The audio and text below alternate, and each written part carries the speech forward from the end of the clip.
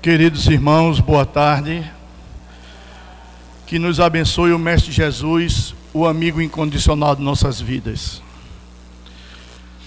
É com alegria que recebemos na tarde de hoje, nessa casa de oração e trabalho, a nossa irmã Mercedes Almeida, do Centro Espírita Amor e Caridade, localizado em Carpina, que falará sobre o tema o amor de mãe na ótica espírita. Os irmãos que porventura estiverem com o celular ligado, por gentileza os desliguem ou coloquem no módulo silencioso. Os passistas só precisam se dirigir à sala de passe após a palestra, durante os avisos finais. Façamos então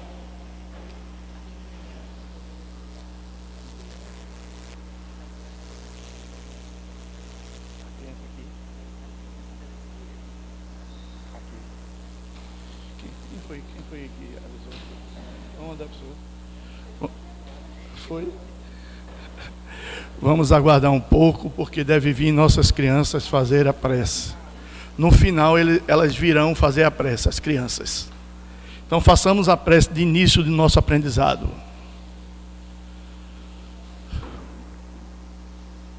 Pai de infinita bondade e misericórdia, ilumina, Pai, o vosso Filho, nosso Mestre Jesus, o qual enviaste a esse planeta de provas e expiações para servir de modelo e guia. Dai-nos coragem e perseverança no exercício dos teus ensinamentos, Senhor. Que o Mestre querido e amado possa iluminar essa casa de oração e trabalho, onde se encontra à frente o amorável amigo Bezerra de Menezes e toda a sua equipe. E que essa equipe espiritual possa intuir nossa irmã que irá usar da palavra, e que nós tenhamos ouvido de ouvir, para colocar esses ensinamentos na nossa reforma íntima e evoluirmos a cada dia em direção a Ti, Senhor. Louvado seja o Teu nome, hoje, amanhã e sempre. Passamos a palavra para nossa irmã Mercedes.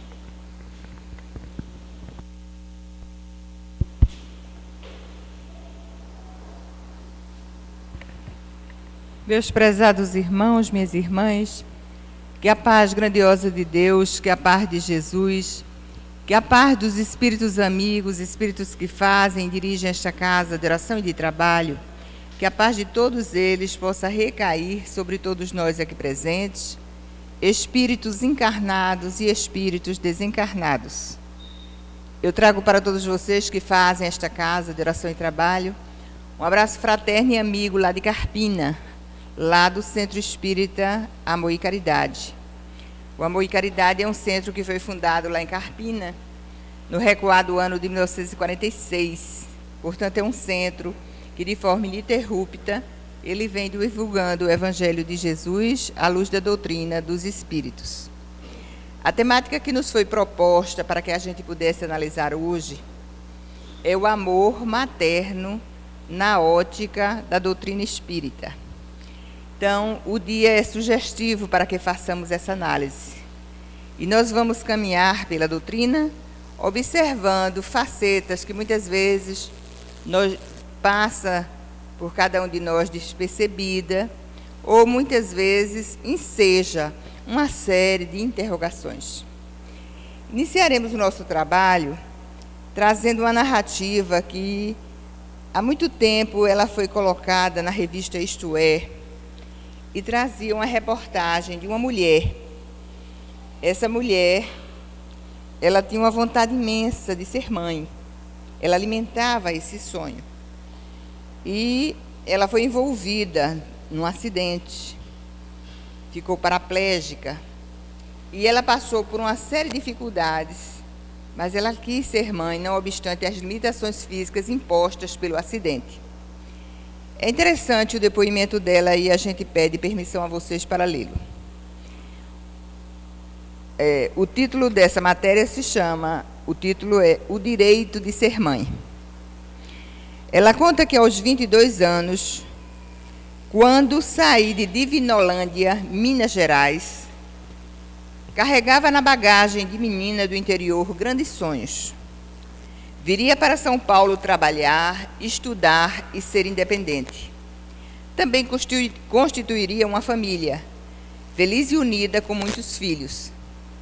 A vida, no entanto, é uma surpresa constante e nem sempre agradável.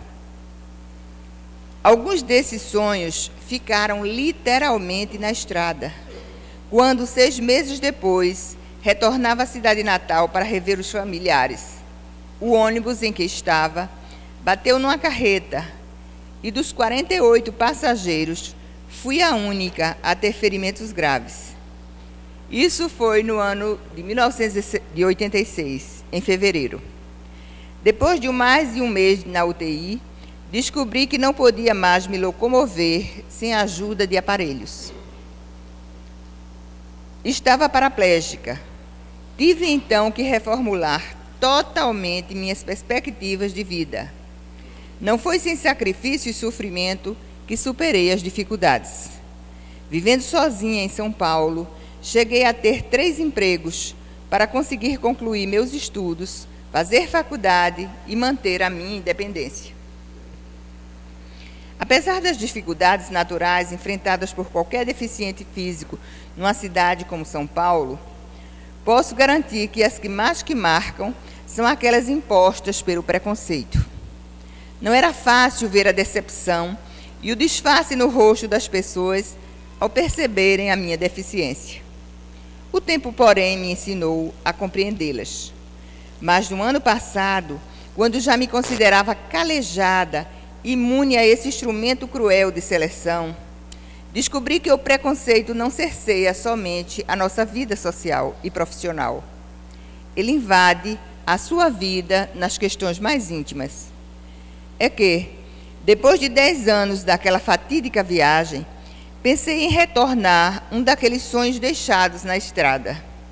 Eu não tinha uma família feliz, com muitos filhos à minha volta. Mas quem sabe, talvez eu pudesse ser mãe, pelo menos uma vez. Por que não? Tantas mulheres hoje em dia resolvem ser mães sozinhas, fazer uma produção independente. Por que é que eu não poderia, pensava ela. Consultei médicos e especialistas. Apesar da falta de controle das pernas, nada no meu corpo me impedia de ainda realizar esse sonho. Meu útero estava lá, perfeito. Sentir o poder e gerar a vida. Dar à luz a um ser, amamentá-lo e dele cuidar. Ensiná-lo a superar as rasteiras da vida. Fiquei empolgada com a possibilidade e resolvi que enfrentaria mais esse desafio. Sem precisar apelar para a ciência, engravidei. Não demorou muito para que caísse sobre mim a cobrança da sociedade. Meus amigos, apesar de não me abandonarem, me censuraram abertamente. A família preferiu o silêncio. Até na rua senti o quanto minha tentativa de ser apenas uma mulher normal incomodava. Cheguei a ser interpretada por uma desconhecida que, indignada, me parou na calçada. Com o dedo em riste, ela me perguntou como o médico permitia aquele crime. Uma mulher que não tem como andar, como é que essa mulher poderia cuidar direito de uma criança, dizia ela. Crime, ela indaga. Gerar uma vida é crime? De irresponsável e de louca, não me faltaram adjetivos, principalmente porque eu estou desempregada. Nada, porém, me fez desistir. Hoje, já estou no 7º mês de gestação. Sei que é um menino. E conto os dias que falta para tê-los nos braços. Não vai ser fácil. Terei que me adaptar novamente. Será uma outra grande transformação na minha vida, mas me sinto muito forte.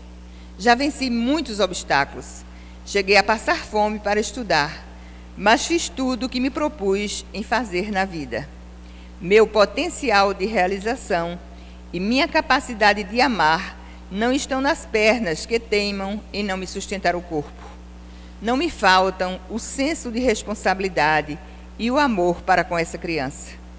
E as pessoas, incapazes de compreender o quanto é importante para mim a plenitude desse sentimento de maternidade, gostaria de perguntar: quantas e quantas mães, com pernas perfeitas, abandonam seus filhos à própria sorte?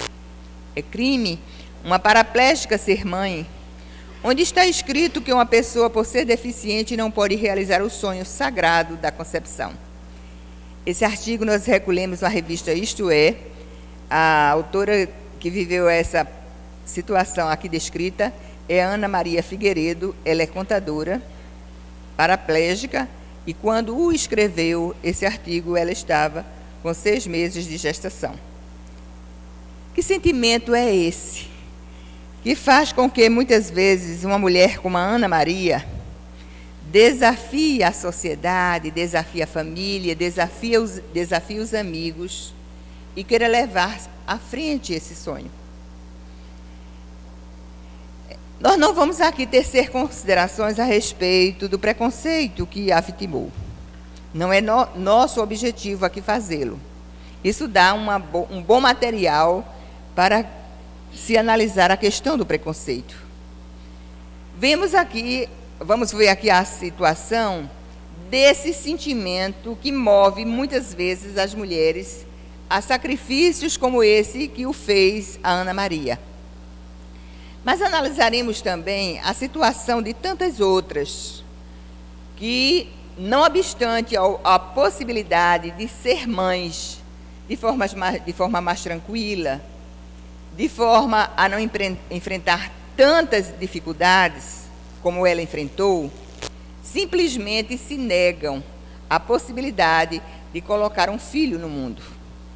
E muitas vezes elas, quando já conceberam, elas levantam a bandeira de que são donas do seu próprio corpo e, portanto, elas podem ter o direito de abortar. Não também trataremos aqui da questão do aborto, apenas dizendo que professores e estudiosos da área da embriologia chegam a afirmar que, a partir do momento da concepção, dá-se início a uma vida singular, a uma vida única.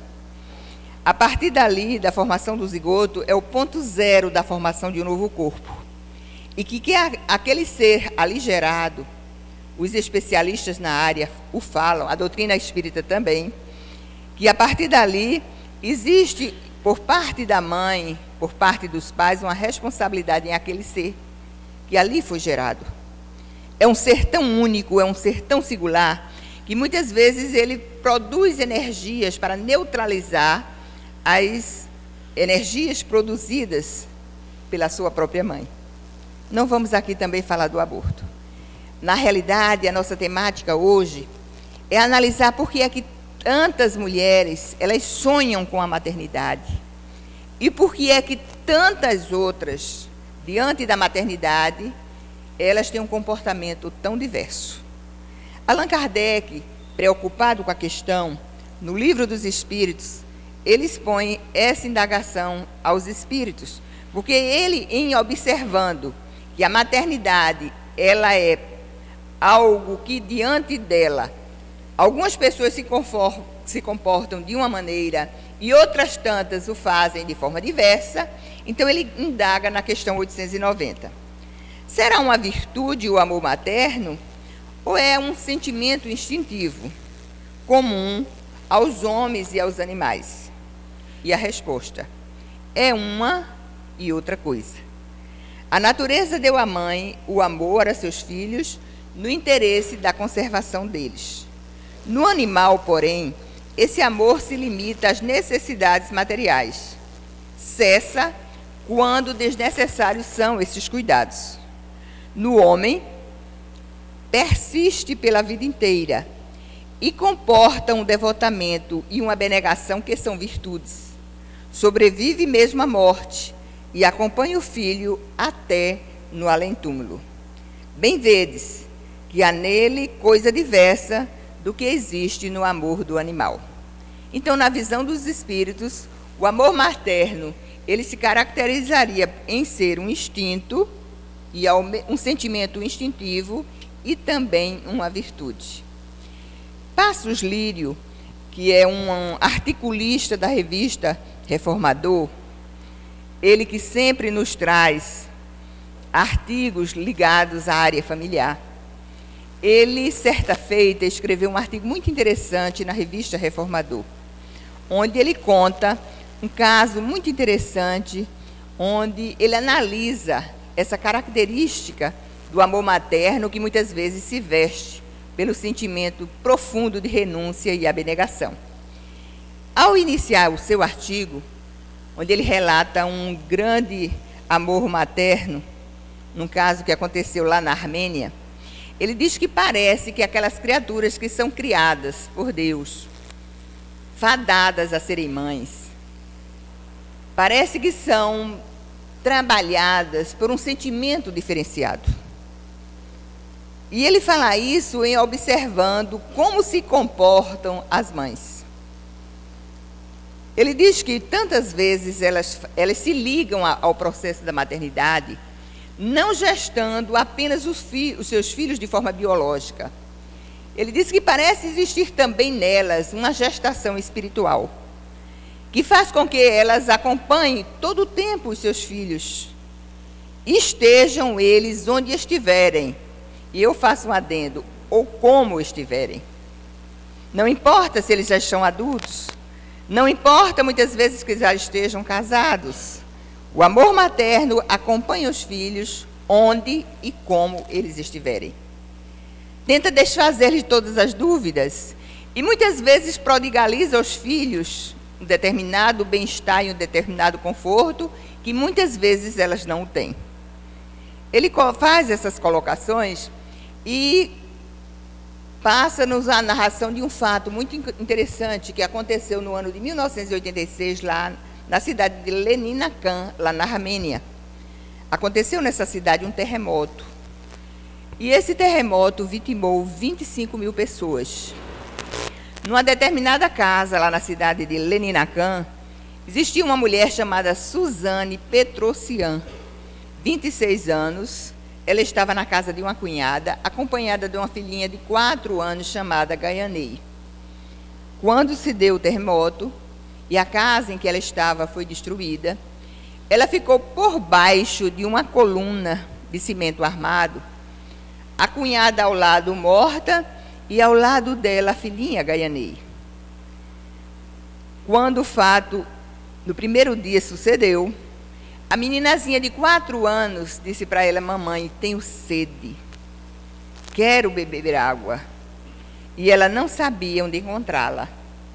Como o acidente aconteceu, o terremoto aconteceu, e ela estava na cozinha, com muita dificuldade, porque os movimentos ficaram muito limitados, ela conseguiu pegar um pote de geleia e conseguiu quebrá-lo, entregar à filha.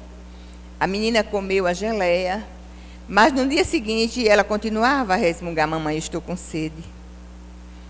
E agora ela completava: estou com muita sede. E Suzane Petrosian, um sentimento forte de amor e desejo que a filha sobrevivesse, ela não importava que isso não se desse com ela.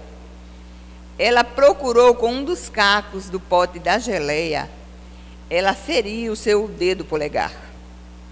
E fez que do dedo começasse a jorrar um pouco de sangue. Ela apertava e dava à filha, mas a menina sempre pedia um pouco mais. Ela gritava para ver se alguém que estava na equipe de salvamento pudesse escutá-la, mas 10 dias foram passados. Ela se cortou em muitas posições, em muitas partes do corpo, a fim de que a menina pudesse usufruir um pouco do seu sangue. No 10º dia, a equipe de salvamento conseguiu resgatá-las. E a menina e ela foram salvos. E ele narra ali esse grande fato, destacando o amor daquela mulher, no sentido de que a filha viesse a sobreviver. Vamos encontrar num livro muito interessante chamado A Mãe que Desistiu do Céu, uma outra série de narrativas. Nesse livro, o autor, que era um advogado, e ele trabalhou por muito tempo lá num determinado presídio na cidade de Campinas, ele, ao fazer a sua narrativa, logo no início do livro, ele contaria esse estranho sentimento que determinadas mulheres possuem em relação aos seus filhos. Coloco determinadas porque muitas vezes a gente observa que ele não acontece de forma tão grande, no sentimento não é tão igual em relação a outras mulheres, a outras mães. Então ele conta que muitas vezes ele, como responsável pela questão judiciária naquele presídio, ele ficava impressionado como determinadas mulheres de presidiários ali chegavam e como elas se comportavam e o que elas sempre estavam a dizer. Ele disse que nunca saiu de sua memória o caso de uma mulher que ia diariamente ao presídio, não obstante não tivesse a oportunidade de todo dia ela ter a possibilidade de ver o seu filho. E certo dia ela era uma mulher encarquilhada, ele indaga-lhe, muito simples, e pergunta: a senhora mora perto daqui? Ela, em resposta, disse: moro a 20 quilômetros. Todo dia ela lá estava, não obstante não pudesse vê-lo. Analisando a questão, ele diz: muitas vezes, nesse quadro triste desse desvão da vida, podem faltar todas as figuras, menos a figura da mãe. Ele também faria uma análise muito interessante. Muitas vezes mulheres simples, mulheres analfabetas, muitas vezes com o tempo e com a convivência com o mecanismo da justiça, elas começam a entender de reunificação de processos, de livramento condicional, de perempção e outros termos jurídicos que fazem parte da vida processual dos seus filhos, cujo sentimento elas estão muito ligadas e cujos fatos elas estão ali constantemente a acompanhar. E nesse mesmo livro, há uma narrativa muito interessante pela lavra de Francisco Cândido de Xavier, onde uma determinada mãe, ela, pelos méritos conquistados aqui na Terra, ela teria a possibilidade de morar numa região de muita paz espiritual. Essa mãe, certo dia, ela interrogou aquele que a acompanhava: onde está o meu filho Ditinho? E o instrutor espiritual que estava ali acompanhando, dando-lhe acesso para que ela pudesse morar numa região de paz e tranquilidade espiritual, o espírito disse: olha, ele não pode estar aqui. A senhora aqui está pelos méritos adquiridos em sua vida. No entanto, o Ditinho aqui não pode estar, porque ele não é merecedor ainda de viver nesta região espiritual. Então ela responde aquele que assim conduzia na sua interrogação: então, já que Ditinho não pode estar aqui, eu não quero aqui ficar. Ditinho era uma pessoa que precisava muito de mim, portanto, eu quero ir para onde Ditinho foi destinado, onde Ditinho está. Aí nós percebemos, nessa narrativa, o quanto esse sentimento materno é muito forte em determinadas mulheres. Se nós formos acompanhar esse amor materno expresso na nossa literatura espírita, existem muitos casos em que a gente pode encontrar. No livro, por exemplo, No Mundo Maior, no capítulo intitulado Dolorosa Perda, há uma narrativa muito, muito interessante de uma mãe muito preocupada com a filha que estava prestes a realizar um aborto. Ela tinha méritos espirituais e ela desloca uma equipe de espíritos para que esse processo abortivo não chegue a acontecer. É aquilo que nós dizíamos no início da nossa fala. Esse amor, muitas vezes a mulher o tem, porque em muitas ocasiões ela não apenas gesta biologicamente o filho, existe, não tenhamos a menor dúvida em determinadas mulheres, essa gestação espiritual. Então ela, preocupada, fez com que um grupo de espíritos pudesse ajudá-la para tentar interceptar o aborto. É muito interessante a narrativa. Não consegue, mas ela não deixa de realizar tudo o que ela poderia para que aquele aborto não fosse concretizado. Vamos encontrar também no livro Libertação, também da série André Luiz, o caso de um espírito chamado Gregório, e ele era um chefe de uma falange de espíritos obsessores. A mãe Matilde, é muito interessante a narrativa, a gente coletou esse dado. Há 400 anos, ela vivia ligada no sentido de que houvesse uma recuperação de sentimentos do filho. 400 anos. O processo é lindo. E quando, enfim, ela começa a perceber alguma alteração de dúvida em relação às atividades que ele sempre no mal estava a exercer, ela pede a um instrutor maior: ajude-me. Eu não digo que Gregório, ele já está fadado a um processo de transformação.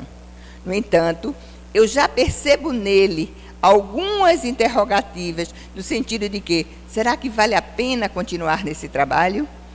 Quando o livro termina, a narrativa belíssima do encontro de Matilde com Gregório, onde ela passa, não é, nos passa pinceladas fortes desse amor materno em relação àquele filho. Mas é interessante observar que, não obstante nós estejamos a destacar o quanto em determinadas mulheres esse amor materno é tão forte, ele aparece com tantos requisitos de renúncia, de abnegação, nós vamos observar também o outro lado da moeda. Nós vamos observar que há mulheres que inicialmente nem sequer queriam engravidar. Mas, quando a maternidade se faz, o quanto muitas vezes elas se comportam de forma tão destoante em relação a essa renúncia, sacrifício e abnegação que caracterizam outras mães. Allan Kardec, muito ligado com a questão, na pergunta 891, ele indaga: estando em a natureza o amor materno, como é que há mães que odeiam os seus filhos, e não raro, desde a infância destes? Resposta: às vezes é uma prova, ou é uma expiação para aquele espírito que escolheu. Se aconteceu de ter sido um mau pai, uma mãe perversa ou um mau filho, noutra existência. Em todos os casos, a mãe má que não pode deixar... Em todos os casos, a mãe má não pode deixar de ser animada por um mau espírito que procura criar embaraços ao filho a fim de que sucumba na prova que buscou. Bom, vamos parar um pouquinho para explicar a primeira frase, não é? Há mães que odeiam seus filhos e odeiam desde que eles nasceram. Como se explica isso? Pela ótica da doutrina espírita, como explicar esse procedimento? E a resposta que os espíritos deram a Allan Kardec: pode-se tratar de um caso de prova, pode-se tratar também de uma expiação. A expiação é imposta, não é? A prova é escolhida. Pode-se tratar de uma prova para aquele espírito, pode-se tratar de uma expiação, ou pode também, pode-se tratar de prova ou expiação, se esse espírito ele foi um mau pai, foi uma mãe perversa ou foi um mau filho.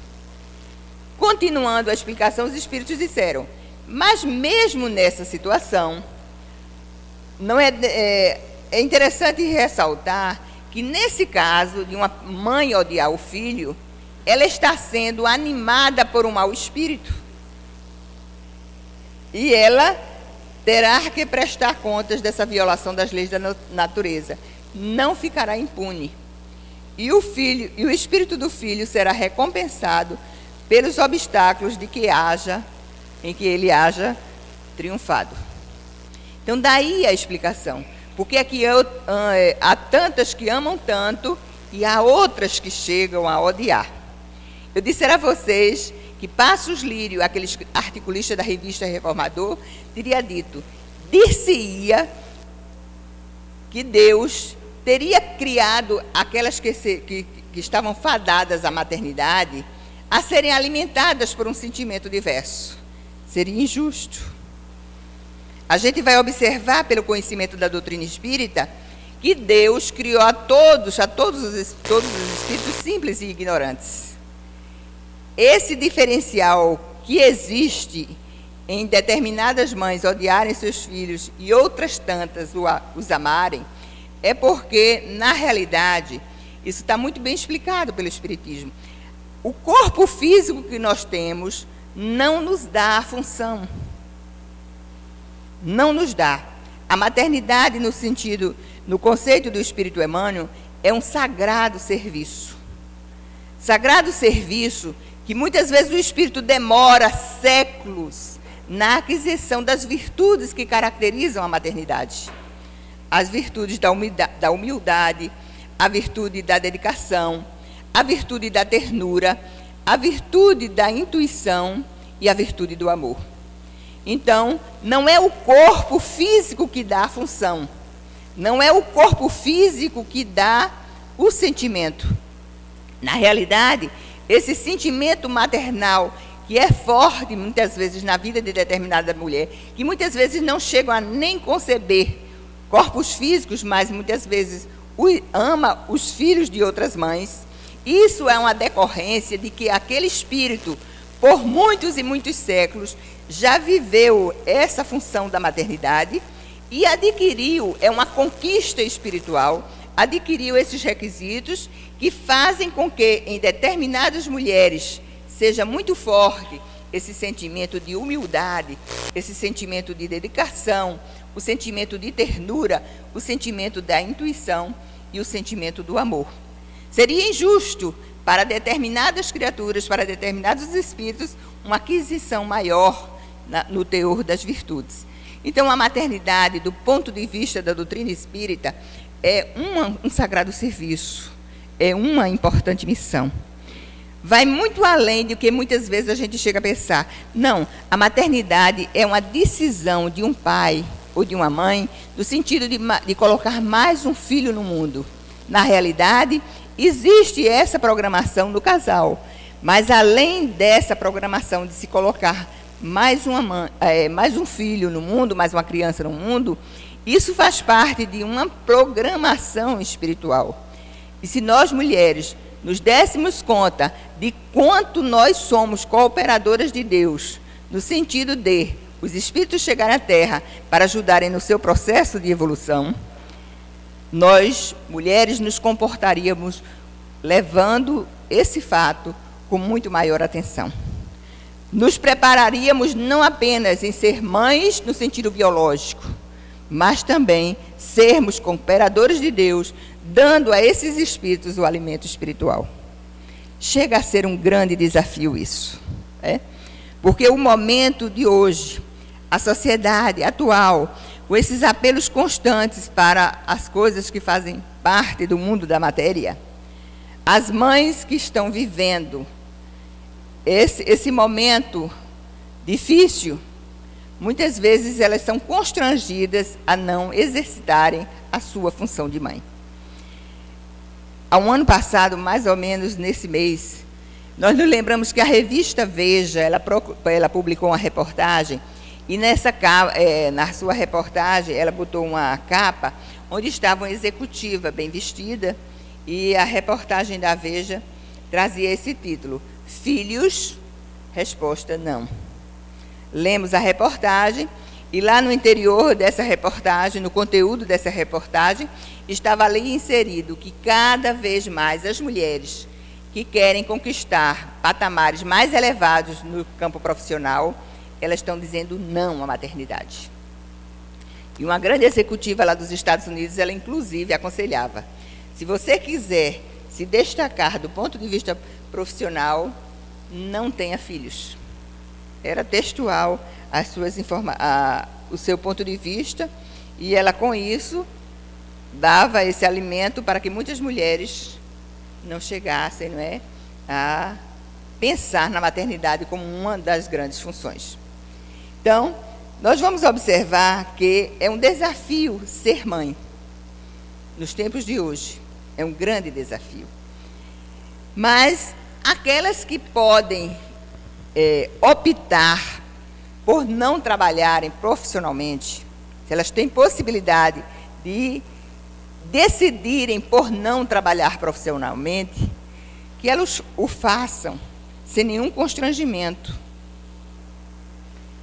Mas aquelas outras que têm necessidade de trabalhar, que precisam trabalhar e que se prepararam para a execução de trabalhos profissionais, que também o façam, com honestidade, com retidão, e se preocupando muito com a questão das prioridades, a fim de que a função da maternidade ela não seja vista de uma maneira no sentido de ela se sentir tolhida,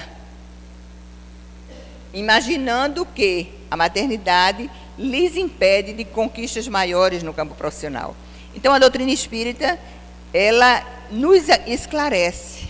Se você pode e optar por apenas ser mãe, que o seja, sem sentimentos de diminuição. Se você, no entanto, tem possibilidades de exercer a sua função de mãe, e você tem possibilidades e desejo de trabalhar profissionalmente, que o faça com honestidade e retidão, mas que você perceba, é muito importante observar a questão da prioridade, estabelecer prioridades.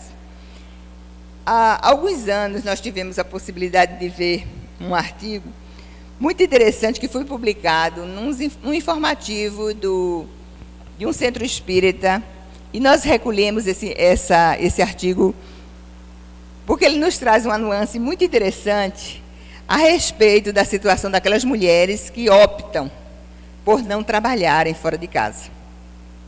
E quem escreveu esse artigo, ela o fez de forma muito interessante. E por que a gente vai ressaltar esse artigo? Porque muitas vezes a mulher, ela não trabalha fora, e às vezes ela se faz de vítima dentro de casa.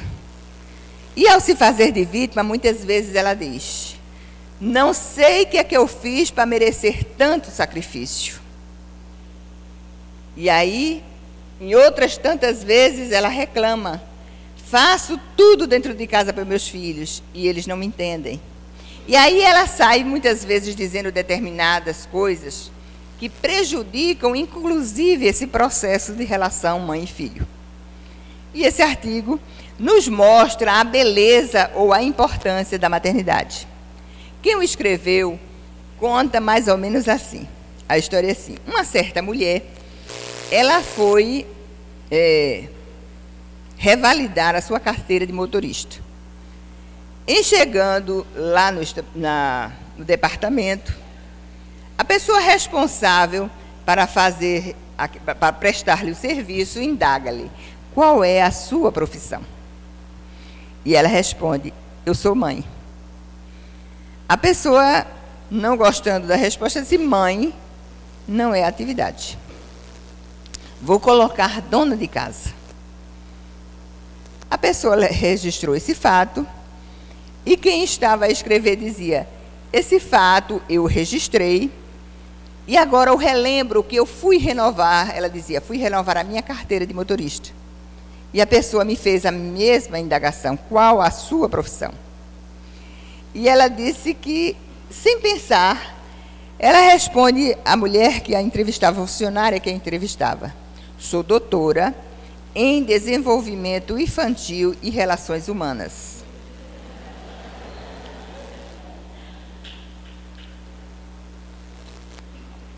A mulher, ainda com a caneta na mão, assim no ar, indaga-lhe como, e ela disse que frisava as palavras, dando aquele sabor assim de muito carinho àquilo que ela estava a dizer. Sou doutora em desenvolvimento infantil e relações humanas. O que é que a senhora faz precisamente? Ela disse: eu tenho uma equipe que fica sobre a minha responsabilidade. Era a sua família. Eu trabalho em tempo de dedicação exclusiva. Aí ela pergunta: e quem contesta? Trabalho 14, melhor dizendo, 24 horas. Não tenho folgas, não tenho férias. E já recebi 4 projetos. 4 projetos estão sob a minha responsabilidade. A funcionária começou a observá-la, agora com mais atenção.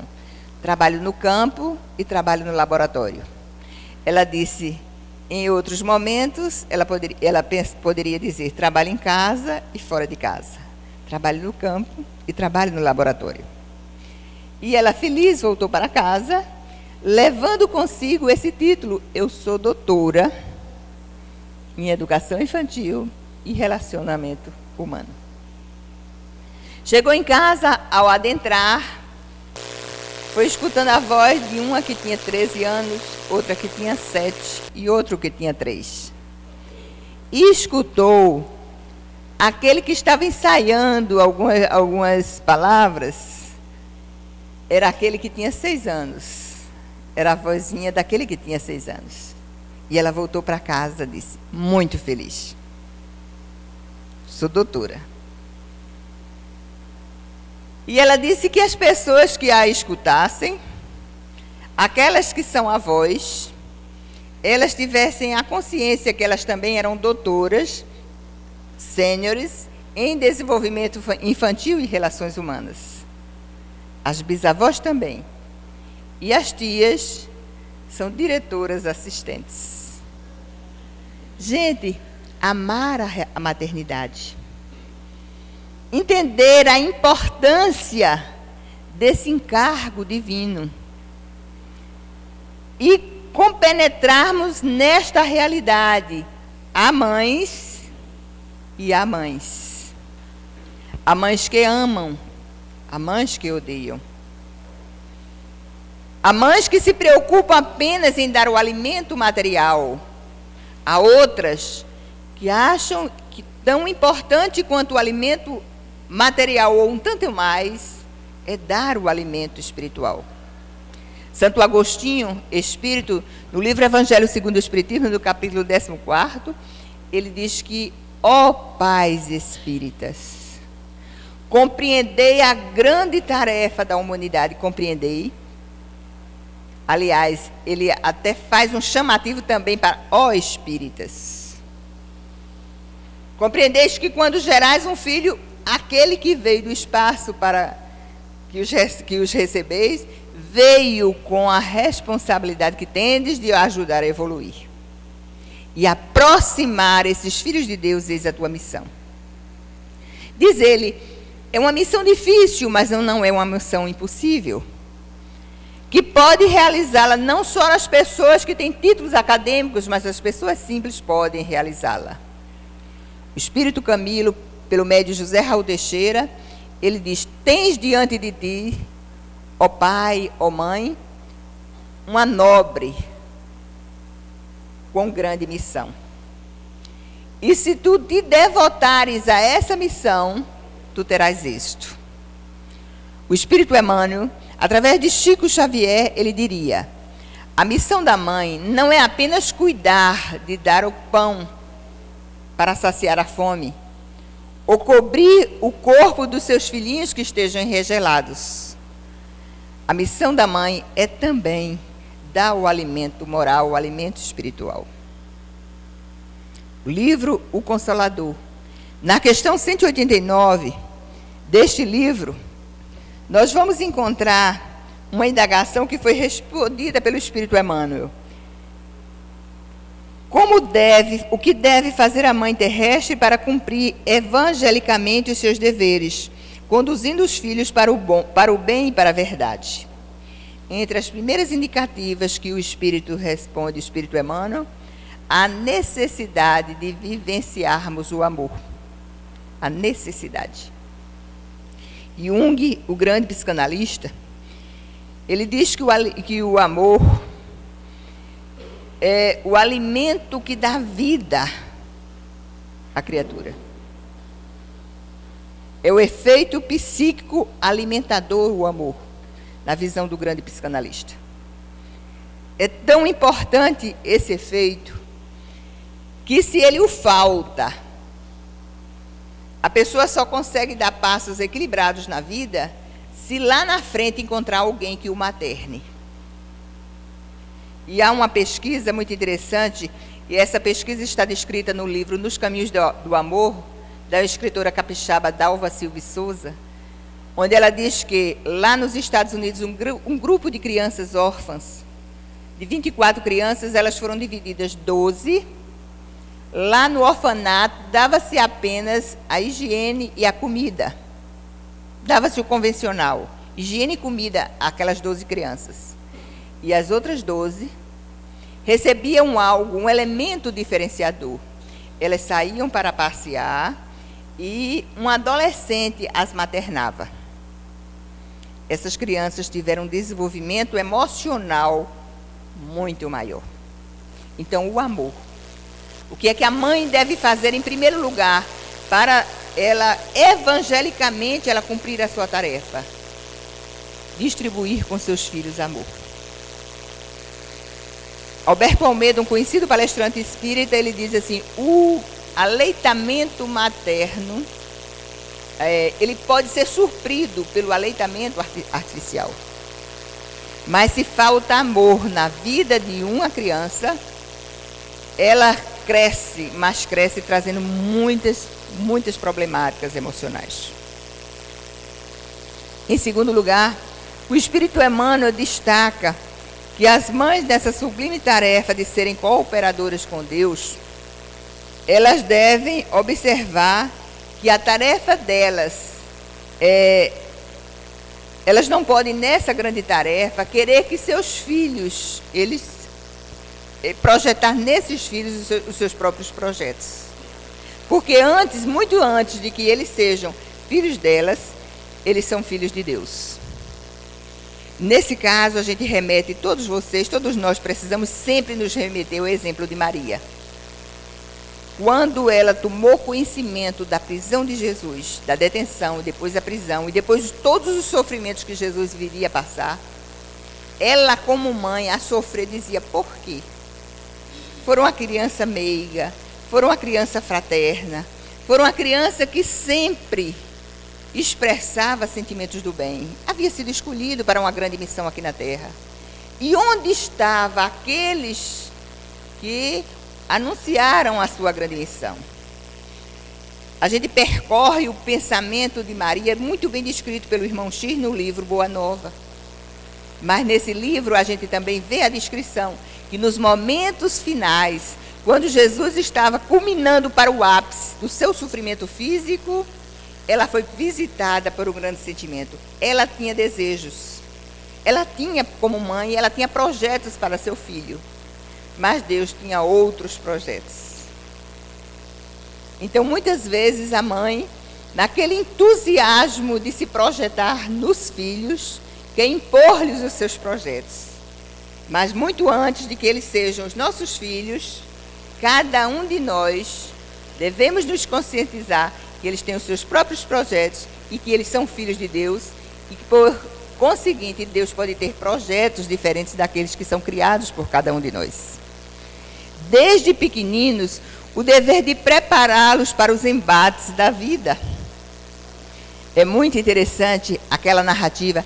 Quem conhece a biografia de Chico Xavier?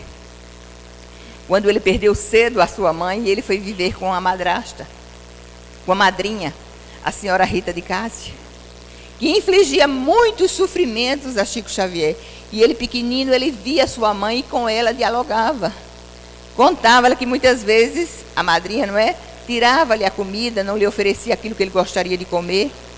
E ela, com muita serenidade: meu filho, porte-se bem. Eu estarei sempre junto de você a lhe ajudar. E você precisa se preparar para os grandes embates da vida. Então, desde pequenino, preparar os nossos filhos para os grandes embates da vida. Em terceiro lugar, ou quarto lugar, a gente pensar na necessidade de controlar a liberdade dos nossos filhos e a responsabilidade de trabalhar-lhes a maneira como eles estão a pensar.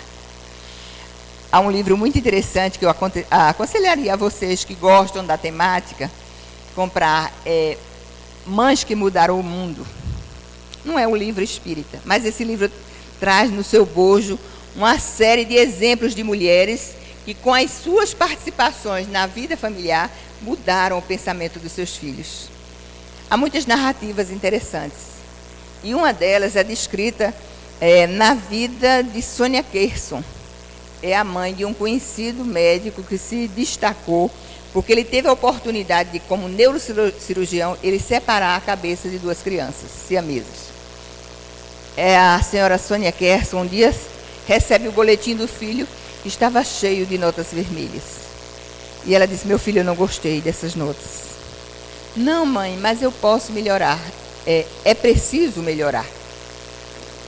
Era uma mãe muito religiosa, era uma mulher muito religiosa. Ela disse: olha, eu não sei exatamente hoje o que é que eu devo lhes ensinar a fazer, mas eu vou abrir a Bíblia.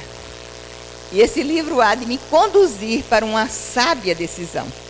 No dia seguinte, ela chama os seus 2 filhos, Tony e Ben, e diz: olha, eu fui intuída por aquilo que li na Bíblia, que aqui em casa vocês só vão ver televisão 2 vezes por semana. E que vocês devem também, vocês escolham o programa que querem ver, vocês devem ler 2 livros, depois fazer um pequeno resumo dos livros, ler em voz alta. Eles protestaram. Mas, por conta desse fato, o Ben se destacou de uma maneira tal que conseguiu entrar numa faculdade de medicina, tirou o curso com muito proveito e se destacou como um grande neurocirurgião. Ele era uma criança simples, que poderia ter uma vida muito simples, mas teve a felicidade de ter uma mãe que o conduziu de maneira tal que ele muito se destacou. A mãe de Ronald Reagan, Nancy Reagan. O pai do Ronald Reagan, ele era um alcoólatra inveterado. Um determinado dia, o Ronald ajuda o pai a chegar à cama e ele diz, revoltado à mãe: minha mãe, o que é que eu vou ser na vida tendo um pai alcoólatra inveterado? A mãe, de forma muito lúcida, responde ao filho: meu filho, esse é um problema de seu pai. Seu pai é um doente. Mas você pode sim se destacar se você quiser na vida. Religiosamente o preparou. E ele se destacou, viria a ser governador, depois de presidente dos Estados Unidos. E ele diria, já homem feito: a gente pode se esquecer de tudo na vida, as brincadeiras, determinados fatos que aconteceram na nossa infância, na nossa adolescência, mas a gente nunca esquece a maneira como a gente foi criado pelos nossos pais. O acervo moral que eles nos deixaram, isso a gente nunca esquece. Hoje, 2º domingo de maio, Dia das Mães. Uma data muito significativa que para uns pode já ter sido comemorada. Mas não tenhamos dúvidas, há muitas mães que ainda hoje, nesse horário, ainda sequer receberam um telefonema de seus filhos. Essa data existe porque Anne Jarvis, ela que muito amava a sua mãe, no ano de 1905, aos 41 anos, ela viu a sua mãe falecer. E um determinado dia ela resolveu fazer uma campanha para que o segundo domingo de maio fosse festejado com um cravo branco. Era a flor preferida da sua mãe. Ela pensou, seria interessante que num determinado dia as pessoas, os filhos, se lembrassem mais de suas mães. E a lembrança dela era no sentido de que a festa da mãe pobre fosse igual à festa da mãe rica. Só um cravo branco. Trabalhou, escreveu cartas, lutou com deputados, senadores, prefeitos. No ano de 1914, foi institucionalizado nos Estados Unidos o 2º domingo de maio, Dia das Mães. No Brasil, no ano de 1932. Acontece que no ano de 1925, Ana Jarvis tomou conhecimento que um grupo de mães, numa associação de mães dos veteranos de guerra, estavam vendendo o cravo branco com preços extorsivos. E ela disse, não pode, ela entrou na assembleia, protestou, foi presa. Depois ela voltou para casa, entrou num grande processo de tristeza, quase depressão, não quis falar com ninguém, recusava-se a falar com o repórter, mas um dia um conseguiu entrevistá-la. E ao entrevistar, ele dizia para ela, não fique triste, afinal a senhora conseguiu que o 2º domingo de maio, pelo mundo inteiro, fosse o dia de homenagear as mães. eu não queria que o cravo fosse comercializado. Assim, ela dizia para o repórter: você está falando sobre o meu triunfo, que também chega a ser a minha decepção. E ela voltaria para o mundo espiritual com essa tristeza. Mas através da psicografia de Divaldo Pereira Franco, através dele, ele teve a oportunidade de dizer que ela, como espírito, teria repensado a tristeza de ter criado, de ter sido ela, aquela que propagou por todo o mundo e conseguiu efetivar o segundo domingo de maio como Dia das Mães. Ela disse: no mar de ingratidão em que se cobriu a terra, é bom, não obstante o que fizeram com o dia, que pelo menos nesse dia sejam homenageadas as mães. Eu dizia para vocês, um dia bonito e ao mesmo tempo um dia triste. Um dia bonito porque as pessoas se lembram de agradecer. Um dia triste porque muitas mães não são lembradas, são esquecidas. Se cada um de vocês, se cada um de nós que aqui estamos, que temos a possibilidade de falar com as nossas mães, se ainda não tivermos feito isso, que possamos fazê-lo. Dizer-lhe algo de tudo que na vida de cada um de vocês, de cada um de nós, ela nos fez. Mas muitos poderão dizer: mas minha mãe já não mais está aqui. Minha mãe já está no mundo espiritual. Com certeza, onde quer que elas estejam, elas já passaram hoje perto de cada um de nós. E o filho ingrato, aquele que diz que sua mãe não merece nada, pelo menos hoje, mesmo que não sinta tanto, diga algo de belo à sua mãe. Porque se ele não sabe ser bom para sua mãe, não tenhamos a menor dúvida, não será bom para ninguém. Ainda há tempo de dedicar para ela, que está perto de você, algo no dia de hoje. Não deixemos para depois, não deixemos. Porque muitas vezes poderemos querer e ela já vai estar muito longe de cada um de nós. Que possamos, cada um de nós que aqui estejamos, na posição de mães, nos lembrar da Mãe Maria Santíssima,